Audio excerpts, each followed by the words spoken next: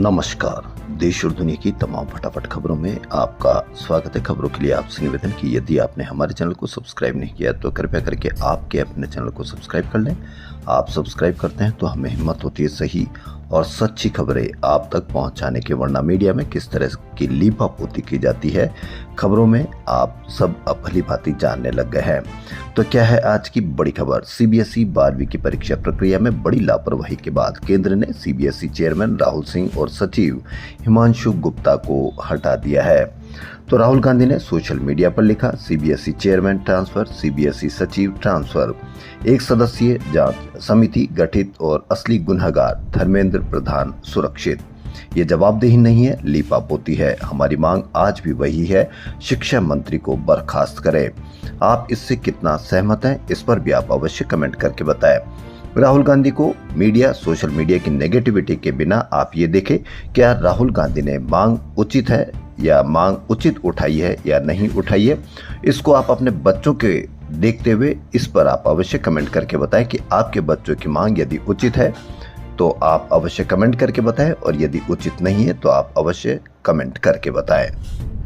भारतीय मौसम विभाग के बाद अब विश्व मौसम विज्ञान संगठन ने भी वैश्विक जलवायु को लेकर डराने वाली चेतावनी जारी कर दी है।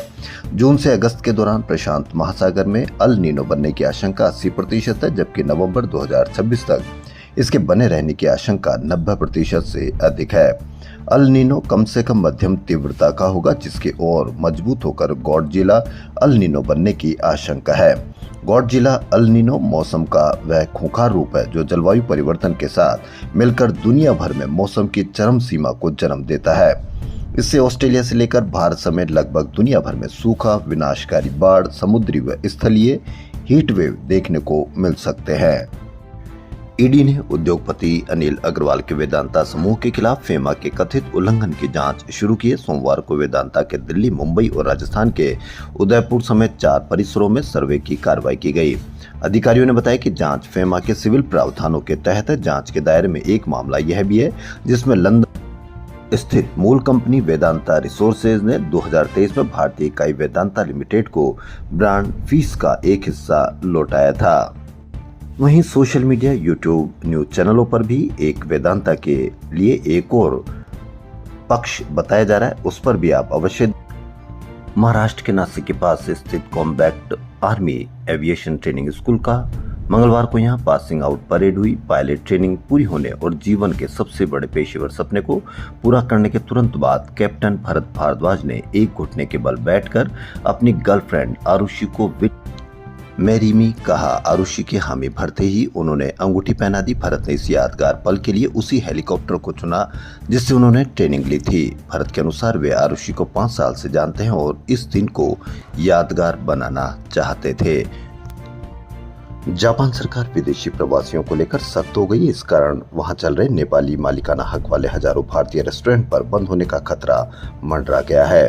5000 भारतीय रेस्टोरेंट बंद होने की कगार पर जापान में। आपको मीडिया पर कितनी इसकी चर्चा देखने को मिली, कितनी इसकी खबर देखने को मिली, या कितने पीड़ितों के बयान देखने को मिले, या कहां पर इसकी कोई चर्चा देखने को मिली, ताकि उन 5000 भारतीय रेस्टोरेंट बंद होने की कगार पर जो उनसे बेरोजगार होंगे उनसे कोई राहत की बात हो सके। मीडिया पर किसकी चिंता ज्यादा है, यह आप भली भांति जरूरत नहीं है बताने की, आप जानते हैं। फैशन रिटेलर्स ने इस साल बिक्री बढ़ाने के लिए समय से पहले ही बड़े डिस्काउंट का सहारा लेना शुरू कर दिया है। कई कंपनियों और रिटेलर्स ने मिड सीजन सेल लॉन्च कर दिया। आमतौर पर ऐसी सेल जुलाई में शुरू होती है। बढ़ती महंगाई, वैश्विक अनिश्चितताओं और ग्राहकों की सतर्क खरीदारी के बीच स्टॉक खाली करना और कमजोर मांग से निपटना इस रणनीति का लक्ष्य है। यानी खाली करना स्टॉक, कमजोर मांग, महंगाई, वैश्विक अनिश्चितताओं और ग्राहकों की सतर्क खरीदारी के बीच आपको मीडिया पर कितनी इसकी सेल की आपको चर्चा देखने को मिल रही है, यह भी आप अवश्य कमेंट करके बताएं। कर्नाटक में कांग्रेस नेता और डिप्टी सीएम डीके शिव कुमार आज सीएम पद की शपथ लेंगे। मीडिया पर पूरी तरीके से खबर गायब और पूरी तरीके से कहीं पर भी इसकी चर्चा नहीं कि डीके शिव कुमार बनेंगे। तो किस तरह का कर्नाटक का फैसला हो सकता है, किस तरह की कर्नाटक में नई रणनीतियां, नई नीतियां लागू हो सकती है, या लेकिन मीडिया पर दिखाएंगे डीके शिव कुमार की नेगेटिविटी की खबरें, ताकि आपके मन में किसी के प्रति नेगेटिविटी पूरी तरीके से भर जाए।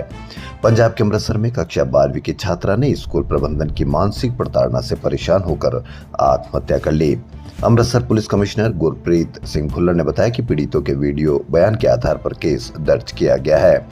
फीस नहीं दे पाने पर प्रताड़ना, 12वीं की छात्रा ने की आत्महत्या। कितनी जबरदस्त तरीके से हमारे मुंह पर तमाचा है कि एक फीस नहीं देने पर 12वीं की छात्रा आत्महत्या कर लेती है।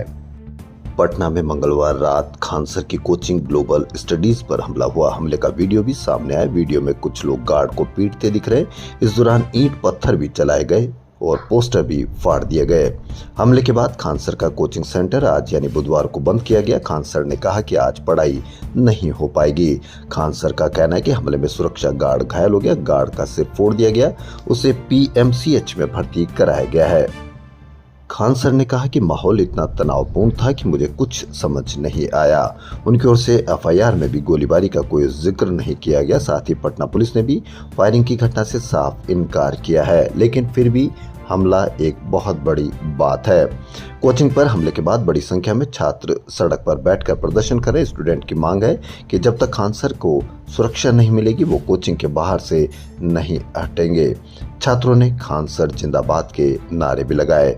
अब देखना यह है कि थोड़ी सी बात पर कितना जबरदस्त एक्शन लेने वाली सरकार कितना बड़ा एक्शन लेती है।